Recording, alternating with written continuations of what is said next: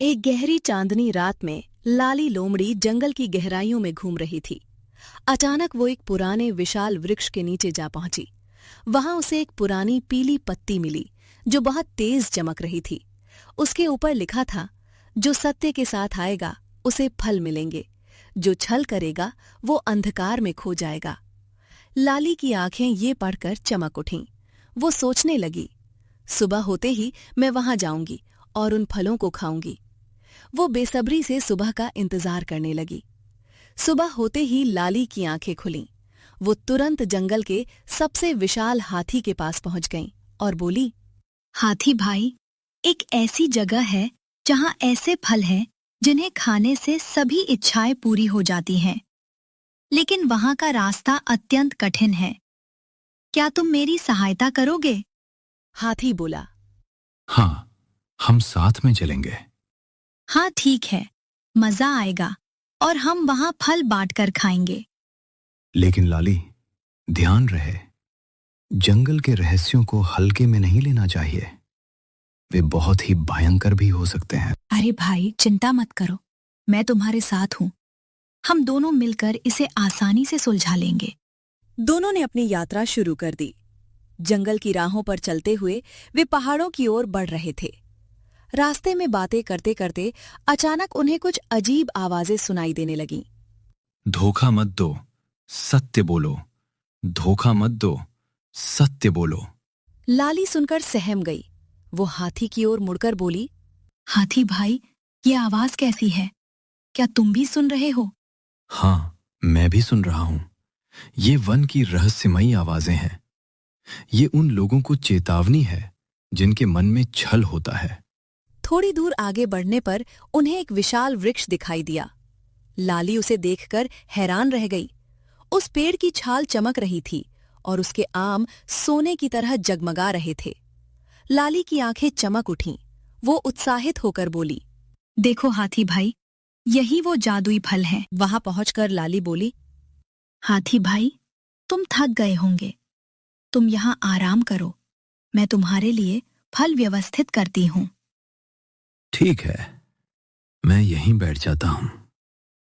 तब लाली उस विशाल पेड़ के पास गई।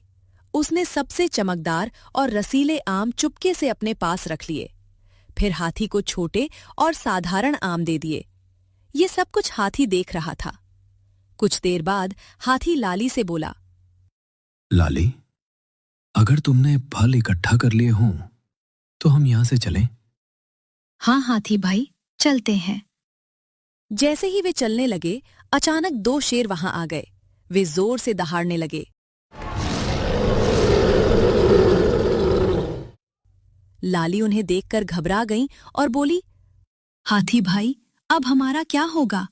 हम उनके द्वारा मारे जाएंगे। हाथी शांत स्वर में बोला, नहीं लाली, मैं तुम्हारी रक्षा करूंगा। मैं तुम्हारे साथ हूं, तुम डरो मत। जैसे ही वे आगे बढ़े, शेर उनके पास आ गए। एक शेर हाथी से बोला, हम तुम्हें कुछ नहीं कहेंगे, तुम यहां से जा सकते हो। हाथी बोला, लेकिन मैं लोमड़ी को अपने साथ लेकर ही जाऊंगा। दूसरा शेर बोला, नहीं, लोमड़ी छल से भरी हुई है। इस वन का नियम है, जो छल के साथ आएगा उसे मृत्यु मिलेगी। लोमड़ी ने तुम्हारे साथ छल किया है, इसलिए इसे मृत्यु मिलेगी। हाथी बोला, मैं जानते हूं, लेकिन जब मुझे कोई परेशानी नहीं है तो तुम इसमें क्यों परेशान हो रहे हो? हमें जाने दो। शेर बोले, हाँ हाथी भाई, तुम बड़े दिल वाले हो, तुम्हें कोई फर्क नहीं पड़ता, लेकिन हम वन के नियमों का उल्लंघन नहीं कर सकते। हम इसे यहां से जाने नहीं देंगे। अब लाली लोमड़ी को समझ आ चुका था कि ये शेर वन की चेतावनी के कारण भेजे गए हैं। जो आवाजें वह सुनती आ रही थी, शायद वे सच हो रही थीं। लाली बहुत घबरा गई। वह शेरों और हाथी से माफी मांगने लगी। मुझे माफ कर दो, मैं छल नहीं करूंगी। मैं अब सबके साथ मिलकर रहूंगी। शेर बोले, अगर तुम दोबारा यहाँ छल के साथ आई तो तुम्हें कभी फल नहीं मिलेंगे और मृत्यु को प्राप्त हो जाओगी। ऐसा कहकर शेर दोनों को जाने देते हैं। रास्ते में लाली लोमड़ी हाथी से माफी मांगती हुई बहुत शर्मिंदा हो रही थी। हाथी बोला, कोई बात नहीं लाली, तुम अब सुधर चुकी हो। अब अपना जीवन छल के साथ नहीं, एक अच्छे और सच्चे मन के साथ बिताना।